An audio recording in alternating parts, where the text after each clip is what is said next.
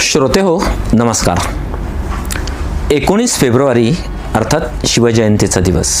मागच्यासारखंच तुमच्याशी गप्पा मारायला आलो आहे आणि छत्रपती शिवाजी महाराजांच्या जीवनावरची ही जवळपास 50 पुस्तकं आत्ता माझ्याकडे आहेत.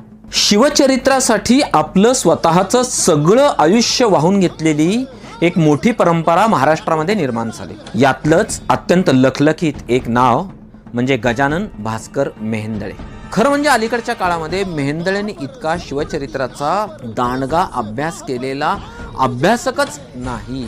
शिवछत्रपतींचं नाव जिथे जिथे नमूद केलेलं आहे तो प्रत्येक कागद त्यांनी अभ्यासला आणि त्या सगळ्या प्रचंड अभ्यासातून 50 वर्षांच्या अभ्यासातून जे प्रगटलं, खरं म्हणजे अमृत मंथनातून जे रत्न बाहेर आलं ते म्हणजे श्री राजा शिवछत्रपती भाग 1 आणि भाग 2.